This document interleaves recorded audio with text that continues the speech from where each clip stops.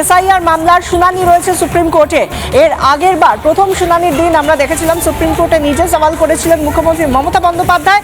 তবে আজ তিনি সশরীরে হাজির থাকছেন না সুপ্রিম কোর্টে।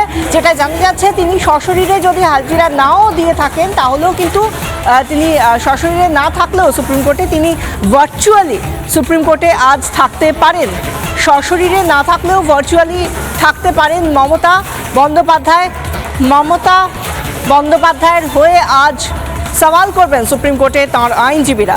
আমাদের সঙ্গে সরাসরি রয়েছেন প্রতিনিধি সুখেন্দু সরকার। যেহেতু 4 তারিখে যখন শুনানি হয়েছিল তখন তিনি উপস্থিত ছিলেন এবং তিনি সওয়াল জবাব করেছিলেন এবং আজকে তিনি সুপ্রিম কোর্টে সরাসরি উপস্থিত থাকছেন না এটা নিশ্চিত। তবে ভার্চুয়ালি তিনি এই শুনানিতে থাকতে পারেন এমন একটা সম্ভাবনাও তৈরি হয়েছে। তবে মমতা বন্দ্যোপাধ্যায় হয়ে তার আইনজীবীরাই আজকে কিন্তু সুপ্রিম কোর্ট শীর্ষ আদালতে এই বিষয়ে তিনি জোরালো সওয়াল করবেন এবং একাধিক বিষয় নিয়ে তার সওয়াল করার কথা রয়েছে এবং ঠিক 40 নম্বর মামলা রয়েছে 1 নম্বর কোর্টে। এই মামলা একটু কিছুক্ষণ পরে হয়তো যখন সুপ্রিম কোর্টে হিয়ারিং শুরু হয়েছে এবং তারপরে এই মামলা উঠবে এবং একসঙ্গে এসআইআর সংক্রান্ত যতগুলো মামলা রয়েছে প্রত্যেকটি মামলা একসঙ্গে শোনার কথা রয়েছে এমনটাও কিন্তু সূত্র মারফত খবর আসছে। বিশাখা।